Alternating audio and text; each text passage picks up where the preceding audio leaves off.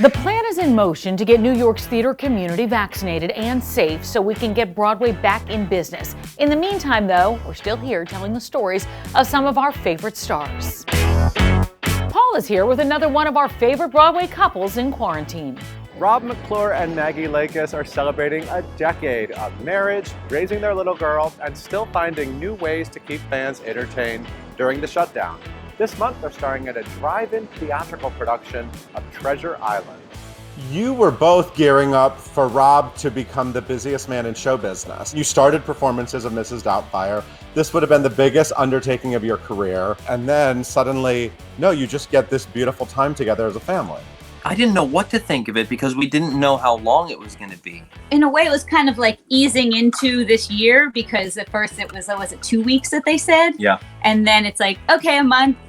And then it just, Right. and then it was like September. But I think by the time they said like a month in September, I think we knew it was going to be, it was going to be a while. But it kind of was like he's in the starting blocks and they say on your mark, get set. And then it's like, hold, pause. To be honest with you, I still don't know if I fully processed the sort of grief of the loss of that moment. You know what I mean? Yeah. Because I think I just jumped right into like, protect yourself, protect your family, wear a mask. What do I have to do? How long is this going to be? And I think the moment that a lot of the Doubtfire company sort of registered what had happened was when our beloved cast member Doreen Montalvo-Mann passed away. And it was the first moment that we all thought, oh, even when we come back, it's not going to be the same show we were doing. And then we started to think about what our show is ultimately about and like redefining who you consider your family and what a family can look like and what does it mean to be family. I think we're all going to feel that in an elevated way coming out of this. You have this beautiful toddler at home, and I know that you were kind of emotionally figuring out how you were going to go to the city every day and do 8 shows a week as Mrs. Doubtfire and be apart from her. Yes. And now you've been able to spend all of these golden days with her. Every waking second. It's a gift that we've had this time. It's such a formative time in her life where she's literally saying new things every single day.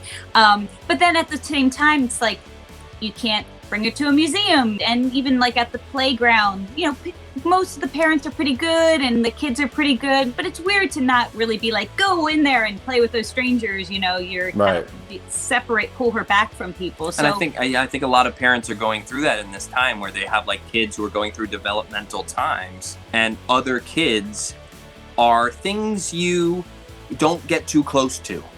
You know what I mean? Like even if you're encouraging them socially, another person is a thing you don't get too close to. That's a hard thing to have to like, we're sort of planning how to unteach that. we just have to surround her, ease her back in there, and then get used to bringing her to cast functions so she can just be around as many people as possible. You're actually getting to get on an actual stage together. You'll be in Treasure Island. Talk about it.